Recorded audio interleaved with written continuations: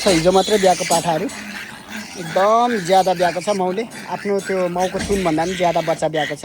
जम्मा यहाँ 17वटा छ र माउको थुन चाहिँ 16वटा मात्रै छ, एउटा ज्यादा छ। त्यो कतिवटा हुर्किन्छ म भिडियो अपलोड गरिरहन्छु। यस्तो मजाले खाइरहेछ, यस्तो मजाले बसिरहेछ एकुरेटमा होइन। त्यही भएर चाहिँ अब तपाईँहरूले पनि बङ्गुर व्यवसायी जो हुनुहुन्छ होइन, तपाईँहरूले पनि यो यसरी 12 बजे चाहिँ कोपीहरू अनि कोपीको पत्ता, यो केराको दाम्चा अनि जति पनि यस्तो पोस्टरहरू केहरू जति पनि झारपात जति छ 12 बजे तपाईँहरूले पनि दिन सक्नुहुन्छ। हेलो नमस्कार सेहरू सबैजनालाई, welcome back to my YouTube channel.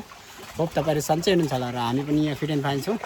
र आज चाहिँ विशेष गरेर मेरो बङ्गुरको चाहिँ दाना पानीको लागि के कस्तो दिन्छु त भनेर चाहिँ एउटा भिडियो लिएर आएको छु। र दाना पानी भन्दा नि विशेष गरेर आज चाहिँ 12 बजे चाहिँ म के दिन्छु बङ्गुरलाई। सधैँ म चाहिँ यो केराको दाम्चाहरू दिन्छु होइन। आज चाहिँ के दिइरहेको छु भनेर म तपाईँहरूलाई देखाउन गइरहेको छु। यहाँनिर देख्न सक्नुहुन्छ आज चाहिँ यो पोस्टकार्ड भन्छ है, पोस्टकार्ड भन्छ, पोस्टकार्ड पनि भन्दो रहेछ नेपालीमा। अनि यसलाई अरठे पनि भन्छ, फुलतरुल भन्छ, अनि इङ्ग्लिसमा चाहिँ स्विट पटेटो, आलुको दाजु है पटेटोको दाजु। अनि आलुभन्दा माथि गऱ्यो होइन। यो चाहिँ रोपेर राख्यो भने चाहिँ यस्तो भोबाल खाँदो रहेछ बङ्गुरलाई। र 12 बजी चाहिँ म कोही बेला केराको दाम्चा, कोही बेला बन्दाकोपीको पत्ता अनि र कोही बेला चाहिँ यसरी स्विट पटेटो पोस्टरहरू दिने गर्छु। अनि मेरो बङ्गुरहरू पनि टक्क नुहाएर क्या दामी भइरहेछ होइन। टल्किरहेछ रातो रातो, भिटामिन बबल कालो अनि लार्ज वाइट, यता ल्यान्डरेस गरेर चाहिँ यस्तो मजाले छ। अनि यो मैले नयाँ फार्म जुन चाहिँ खोर बनाउँदै थिएँ यसमा चाहिँ मैले लगभग कतिवटा छ, 6वटा चाहिँ सिफ्ट गरिसकेँ। अनि बाँकी चाहिँ माथि छ, अरू बिहाको महरू माथि छ। 6वटा चाहिँ सिफ्ट गरिसकेँ। अनि यता देख्न सक्नुहुन्छ तपाईँहरू मैले सिफ्ट गरेको इमर्जेन्सी भएर।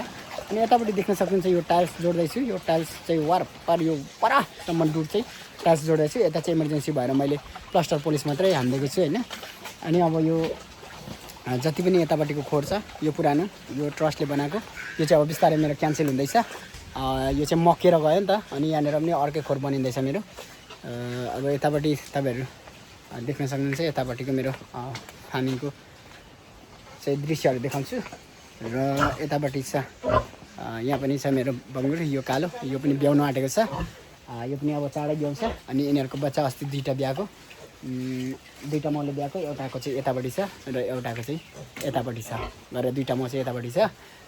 अनि अर्को हिजो मात्रै भर्खर ब्याएको माउ यहाँनिर छ, हिजो राति ब्याएको माउ। यो चाहिँ एकदम हेभी छ माउ, लगभग यो 200 केजी नभए पनि लगभग 180 केजी जति छ।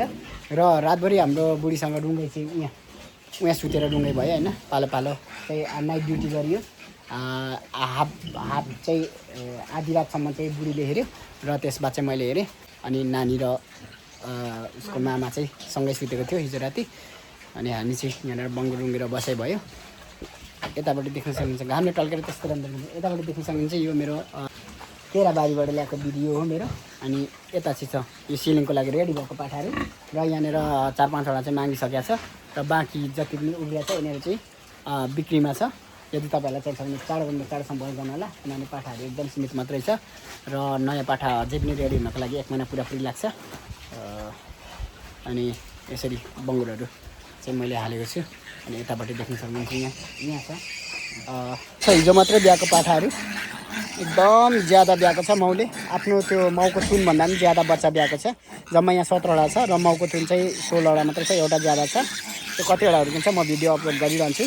र यसको माउ चाहिँ यहाँनिर छ। अनि म ब्याक गरेर मेरो भिडियोहरू अझै पनि देखाउन चाहन्छु तपाईँहरूलाई। यता गएर चाहिँ टक्क यो चाहिँ बिर भयो। अनि यो जुन चाहिँ मैले भनेको थिएँ नयाँ खोरमा चाहिँ मैले 6वटा चाहिँ इमर्जेन्सी भएर सिफ्ट गरिसकेँ मेरो बङ्गुरहरू। अहिले चाहिँ दिउँसो यस्तो मजाले खाइरहेछ टक्कसँगले।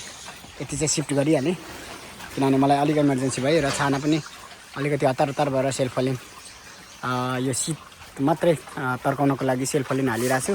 अलिक बादमा अलिक मजाले बनाउने छु। र यहाँनिर छ हेभी माउहरू टक्कसँगले यस्तो मजाले बसिरहेको छ। अनि टाइल्स जोडेर चाहिँ यसरी बनाउँदैछु मैले चाहिँ मजाले डुँडहरू चाहिँ। उता चाहिँ इमर्जेन्सी भएर टाइल्स जोडिनँ, यता चाहिँ टाइल्स जोड्दैछु। र यहाँ चाहिँ खाली छ। अब यहाँ बनाइसकेपछि यता छाजन पनि हालेको छैन। बनाइसकेपछि यहाँनिर पनि बङ्गुरहरू सार्नुपर्ने हुन्छ मैले।